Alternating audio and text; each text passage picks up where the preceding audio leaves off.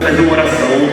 Seja muito bem-vindo nessa noite em que nós comemoramos a vitória de Cristo sobre a morte. Amém. Esse é um domingo mais do que especial para as nossas vidas. Então quero te convidar a prestar atenção, tentar evitar qualquer forma de não se concentrar na palavra de Deus. Então intencionalmente você deve nesse momento querer prestar atenção. E a gente vai orar para que Deus fale no nosso coração. A questão aqui não é uma questão meramente intelectual, né? A gente ouvir o texto e entender, mas é uma questão espiritual sobretudo. Então nós dependemos da ação do Espírito Santo de Deus para que nosso coração seja gravado mesmo e transformado pela palavra de Deus. Então vou pedir para você fazer essa oração comigo, com atenção, aquietando o seu coração. Senhor, muito obrigado pela Tua Palavra Santa, muito obrigado por esse domingo tão especial, obrigado que a gente pode se colocar na Tua presença, Senhor, sabendo que o Senhor é o nosso Deus, bom, fiel, amável, e principalmente sabendo que o Senhor venceu a morte, Amém. Ressuscitou ao terceiro dia, Amém. E nos considera justos hoje através de Jesus Cristo. Muito obrigado, Senhor. Obrigado pela Páscoa, obrigado pela esperança, muito obrigado porque a gente não anda sozinho nesse mundo, muito obrigado porque nós sabemos o que nos acontecerá no futuro. O futuro será perfeito na Tua presença, sem dor, sem doença, sem morte, sem lágrimas. Muito obrigado por aquilo que foi conquistado naquele domingo. A gente te glorifica, Senhor, em nome de Jesus. Amém. Amém. Entender o capítulo de hoje, que é o capítulo 24 do Evangelho escrito por Lucas. Tudo bem? A história nossa, a história de todas as histórias, a história escrita por Deus é a seguinte: existe um Deus todo-poderoso que criou todas as coisas. Esse Deus criou todas as coisas de modo intencional. Então nós não somos um acidente, não somos fruto do acaso, somos criação desse Deus amoroso que criou todas as coisas, das maiores, das constelações do universo, das menores, aquilo que é microscópico. Esse Deus criou a minha e a sua vida intencionalmente. A Bíblia vai dizer, no entanto, que a gente é diferente de tudo aquilo que foi criado por Deus, porque nós somos a excelência da criação. Nós fomos criados por Deus à sua imagem e semelhança. Carregamos em nós uma marca desse Deus Criador. Esse Deus Criador não é uma força, esse Deus Criador não é uma energia, esse Deus Criador é um Deus pessoal. Adão e Eva, esses representantes tinham, contudo, liberdade. Você já se perguntou por que o mal existe? O mal está estampado em todos os lugares. Eu costumo comprar uma marca de leite no mercado, que é uma das mais baratas. E todo dia de manhã aquela marca me lembra que o mal existe, porque na caixa de leite tem a imagem, a foto de uma pessoa desaparecida, cara. E todo dia de manhã que eu vou tomar o meu leite, eu lembro que o mal existe, o mal está estampado nos noticiários, o mal está em todo lugar, na verdade. Se Deus perdoasse simplesmente o nosso pecado, imagine você, e se você for uma pessoa relativamente razoável, você vai se reconhecer pecador e pecadora, com certeza. Imagine você que eu pudesse projetar aqui nesse telão os piores pensamentos que você já teve na sua vida. Vou aliviar a sua vida, vou jogar para minha. Imagine você, eu sendo pastor, se eu projetasse nesse telão os piores pensamentos que eu tive hoje, só hoje. Dificilmente eu voltaria a pisar aqui nessa igreja. Se você for uma pessoa minimamente razoável, você sabe que você cometeu erros, que você cometeu enganos. A Bíblia vai dizer que tudo que corrompe os 2 maiores mandamentos é pecado.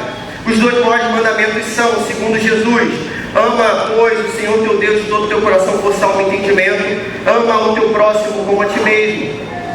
Em tudo que você fez na sua vida, que você não amou a Deus de todo o teu coração, força, alma e entendimento, ainda que aquilo pareça bem, isso é pecado e mal diante de Deus. Jesus voluntariamente se coloca no nosso lugar e diz: olha, eu vou pagar então essa dívida.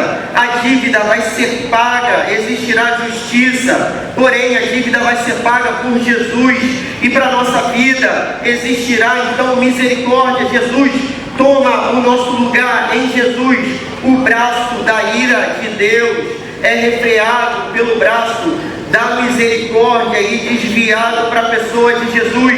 Jesus é aquele que leva os nossos pecados na cruz. Jesus é o Cordeiro de Deus que tira os pecados do mundo. Tem um filme chamado Jogos Vorazes. Já assistiu esse filme? Tem uma cena do filme que é a seguinte: o pessoal recruta algumas pessoas em algumas cidades para que elas participem de um reality show. E nesse reality show, no negócio filmado, eles têm que matar um ao outro. E aí só tem uma menininha lá de uma cidade. E aí a irmã dessa menininha levanta o braço e diz assim: eu vou no lugar da minha irmã. Vai para onde? Dá para morrer. Você consegue entender? Foi isso que Jesus fez por nós. Existia um preço a ser pago. Jesus voluntariamente. Ninguém tira a minha vida de mim. Ele diz: eu mesmo a dou em favor dos meus amigos. Amém. Eu tenho poder para dar e retomar a minha própria vida. Jesus dá a sua vida por nós, para que nós possamos ser considerados justos diante de Deus. Mas agora, livremente, dizer não para o pecado, sim para a justiça de Deus, e para a beleza de Deus, e para a bondade de Deus, para que a gente pudesse viver a melhor vida de todas. Jesus faz isso por nós. O texto de Lucas capítulo 24 diz assim, então, essa é a cena da ressurreição. Jesus morre na cruz. Jesus vence a morte. Onde está, ó morte, a sua vitória? Jesus, o vencedor da morte. A morte morreu pela morte de Jesus Cristo. Diz assim o texto de Lucas: mas no primeiro dia da semana, alta madrugada, as mulheres foram ao túmulo, levando os óleos aromáticos que haviam preparado. Encontraram a pedra removida do túmulo, mas ao entrar não acharam o corpo do Senhor Jesus.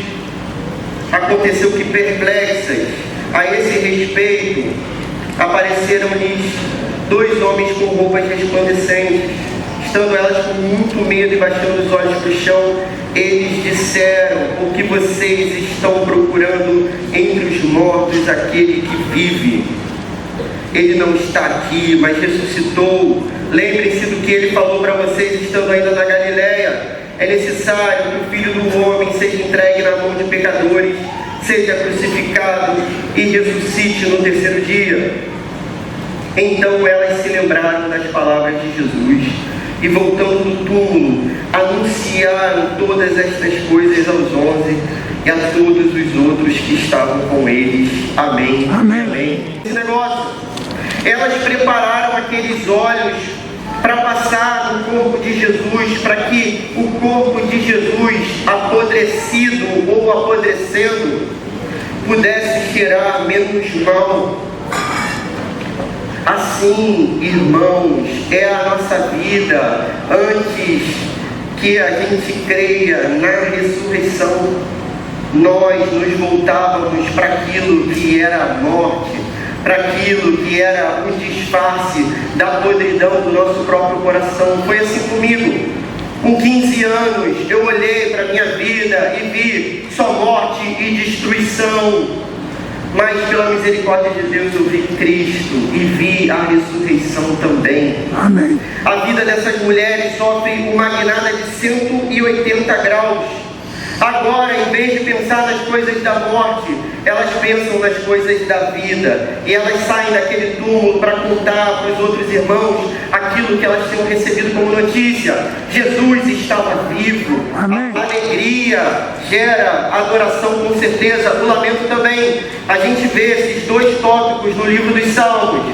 Se você está triste, adore o Senhor. Se você está feliz, adore o Senhor. Aqui elas receberam a notícia das suas vidas, a notícia maravilhosa. Nós, irmãos, somos mais felizes do que aqueles que receberam aquela notícia. Então olha só que coisa maravilhosa. Jesus, quando se encontra com Tomé, você lembra dessa cena? 3 dias depois, terceiro dia, Jesus ressuscita. 8 dias depois do terceiro dia, 11º dia, Jesus se encontra com Tomé. Tomé tem que esperar 11 dias, sofre mais um pouquinho do que os outros. Jesus se encontra com Tomé. Jesus mostra para Tomé as marcas nas mãos, o lado cortado. Tomé o reconhece, Tomé acredita, adora a Jesus. A ressurreição gera adoração. Tomé chama Jesus de Deus.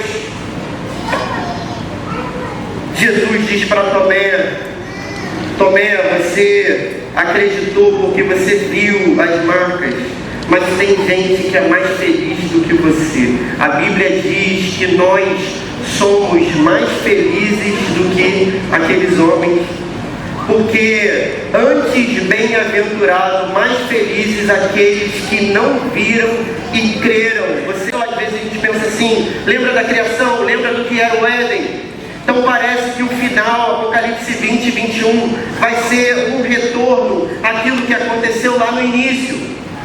Não, irmãos, não vai ser não. O final vai ser muito melhor do que era o início.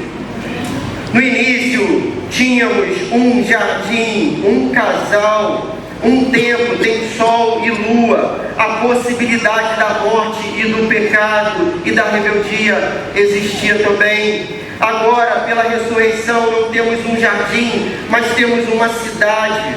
Não é só um casal, é uma multidão incontável. O tempo já não existe mais, não precisa de sol e lua. Agora é a eternidade que teremos pela frente. Amém. E o melhor, a garantia de que isso não vai se desfazer nunca mais. Não existe mais a possibilidade da morte, não existe mais a possibilidade da desobediência, não existe mais a possibilidade do pecado e do afastamento de Deus. Agora, no final, pela ressurreição, nós viveremos com Ele para sempre. Aleluia! Amém. Você vê, a ressurreição é uma vida de santidade e de comunidade.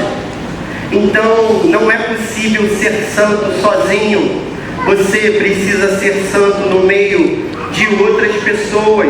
É necessário que você esteja envolvido, participante. Esse foi o desejo de Cristo. Cristo morreu pela sua igreja. Amém. Você precisa viver como igreja. Isso é necessário para que a plenitude dessa notícia seja a plenitude na sua vida também. O único merecedor de toda honra, glória e louvor.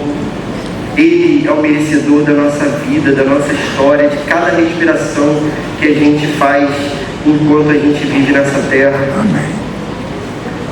Viva a plenitude de Cristo e da ressurreição de Cristo hoje. Amém? Vamos orar? Senhor, muito obrigado, Senhor. Você é o único Deus que ressurgiu da morte, que venceu a morte, que ressuscitou. Você é o único Deus que sabe o que é sofrer, que sabe o que é sangrar. Você é o único Deus que conhece todo o sofrimento. Você é o Deus de perto e de bem de pertinho. Muito obrigado, Senhor. Obrigado pela sua história, obrigado pela nossa história, obrigado porque a sua história encontrou a nossa história. Obrigado porque nós somos teus, Senhor, e ninguém pode nos roubar das tuas mãos. Amém. Nem mesmo as bobagens que a gente faz nessa vida nos tiram da tua mão, da tua graça, da tua plenitude. Muito obrigado, pertencemos a ti, somos teus, comprados pelo teu sangue por um alto preço. Louvado seja o teu nome.